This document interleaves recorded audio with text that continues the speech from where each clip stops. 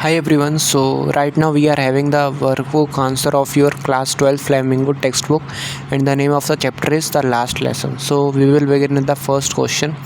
What was Franz expected to be prepared with for school that day? ठीक है, तो इसका आंसर है that day Franz was expected to be prepared with participles because M. Hamel had said that he would question them on participles. Friends did not know anything about participles.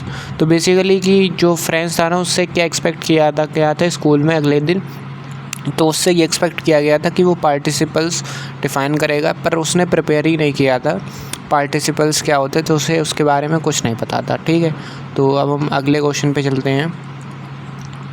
What did friends notice that was unusual about the school that day?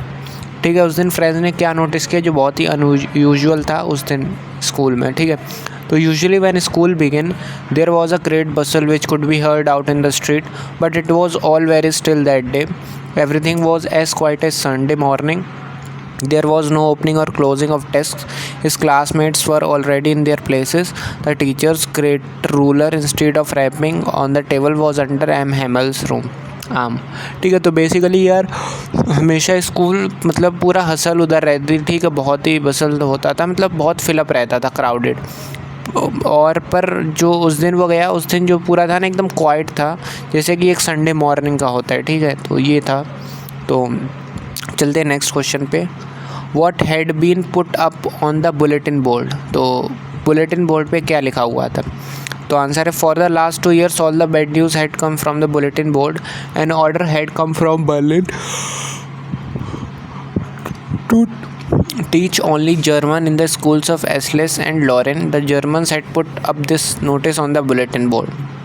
तो basically जो bulletin board पे notice था वो यही था कि Berlin से notice आया है कि जो जर्मन है ना, उन्हीं को school of Alsace and Lorraine में मतलब पढ़ाया जाएगा, रिलेटेड टू उन्हें, ठीक है, उन्हें पढ़ाया जाएगा। और जर्मन्स ने ये नोटिस निकाला था बुलेटिन बोर्ड पर। तो अब चलते हैं नेक्स्ट क्वेश्चन पे। What changes did the order from the Berlin cause in the school that day? तो बर्लिन के जो ऑर्डर आया था उसने क्या चेंजेस कर दिए थे स्कूल में?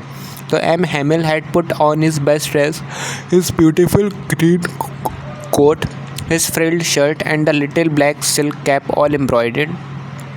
The whole school seemed to so strange and solemn. On the back benches that were already empty, the elderly village people were sitting quietly like the kids. ठीक है, तो अब मूव करते हैं नेक्स्ट क्वेश्चन पे। How did friends feeling about M Hamel and school change? ठीक है, तो जो फ्रेंड्स की फीलिंग थी वो एम हैमेल एंड स्कूल के मतलब प्रति कैसे बदल गई? तो इसका आंसर है friends came to know that it was the last lesson in the French that M Hamel would give them. From the next day they will be taught only German.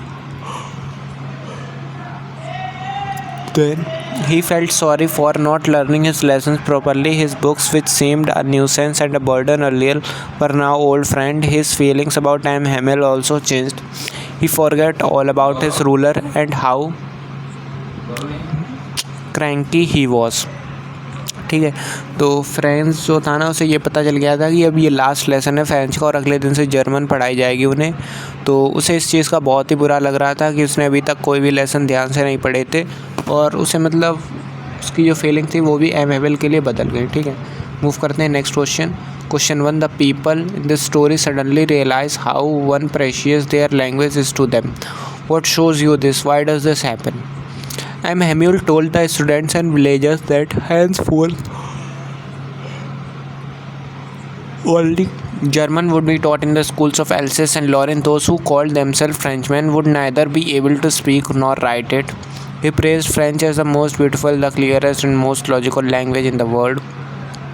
He said that for the enslaved people their language was a key to their prison. Then the people realized how precious their language was to them.